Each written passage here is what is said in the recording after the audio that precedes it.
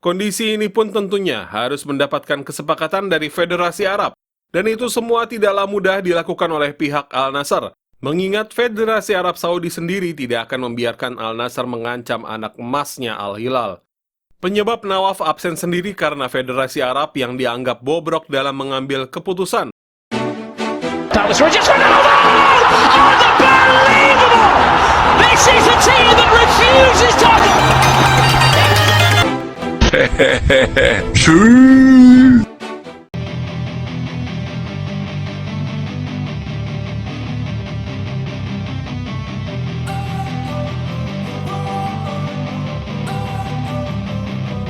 Don't wanna sleep in, 'cause I got something to prove. Penyebab Al-Nassr hancur lebur setelah pembukaan musim fase kedua ini bukan karena Talisca, sebab ketika ada Talisca di atas lapangan pun kondisi Al-Nassr sama buruknya. Bahkan Talisca saat itu bisa melakukan apapun. Forget what it's like to be in debt, been stabbed in the back. Justru Talisca menunjukkan ketidakmampuannya sebagai pemain. Alih-alih berada dalam kondisi terbaik, Talisca malah cedera. Dan itu membuktikan bahwa dirinya adalah pemain gagal yang wajib digantikan. Kondisi Talisca ini terus berulang di musim kemarin, di mana ketika dibutuhkan oleh tim dirinya mendadak cedera. Namun dua sosok penting yang membuat Al-Nassr kehilangan banyak poin dalam 5 pertandingan terakhir justru adalah kehilangan sosok Fofana sekaligus Nawaf. Kedua bintang ini memberikan pengaruh besar. Semenjak hilangnya Fofana, Al-Nassr kehilangan sosok yang menjadi tulang punggung pengangkut air di lini tengah. Sedangkan kehilangan Nawaf jauh lebih berpengaruh, di mana sudah digantikan beberapa kali, namun tetap saja di bagian kiper Al-Nassr kacau balau dalam bertanding di atas lapangan. Dengan dua kondisi seperti itu seolah-olah membuktikan bahwa tim yang dibesut oleh Luis Castro hanya bisa memiliki satu rencana, yakni bagaimana menggantikan posisi dari Nawaf yang tengah dihukum oleh Federasi Arab Saudi.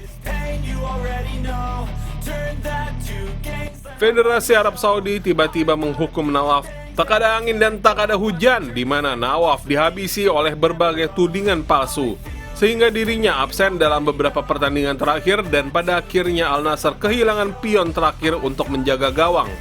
Total semenjak tidak ada Nawaf, 18 gol di awal musim fase kedua, padahal laga fase kedua ini baru berlangsung selama 8 pertandingan saja. Sedangkan ketika ada Nawaf, Al-Nassr hanya kebobolan 8 gol saja dari 10 pertandingan di awal musim. Nah, menurut beberapa kabar angin sendiri, untuk saat ini Al-Nassr tengah mencari opsi celah hukum dari Federasi Saudi. Walaupun sangat mustahil sekali, mereka ingin memanfaatkan cederanya Talisca dengan menggait David De Gea. De Gea yang sampai saat ini tidak mempunyai kontrak, berpeluang digait oleh Al-Nassr untuk sisa akhir musim. Al-Nassr akan mencoba memanfaatkan kuota asing lewat absennya Talisca. Kemudian setelah Talisca kembali, kemungkinan besar slot yang dimiliki oleh Ospina akan digantikan posisinya oleh De Gea. Kondisi ini pun tentunya harus mendapatkan kesepakatan dari Federasi Arab. Dan itu semua tidaklah mudah dilakukan oleh pihak Al-Nassr, mengingat Federasi Arab Saudi sendiri tidak akan membiarkan Al-Nassr mengancam anak emasnya Al-Hilal. Penyebab Nawaf absen sendiri karena Federasi Arab yang dianggap bobrok dalam mengambil keputusan, sehingga kemungkinan besar Al-Nassr akan mengalami kesulitan untuk mengambil hak kuota asing dari David De Gea tersebut. Hanya keajaiban yang saat ini bisa menyelamatkan Al-Nassr, karena Al-Nassr bukan hanya melawan Al-Hilal, tapi melawan sistem yang selalu merugikan.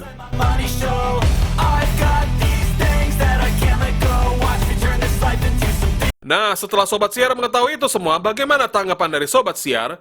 Silahkan tulis pendapatnya masing-masing mengenai Ronaldo di pembahasannya kali ini.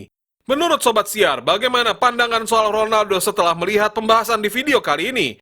Silahkan tulis pendapatnya masing-masing di kolom komentar.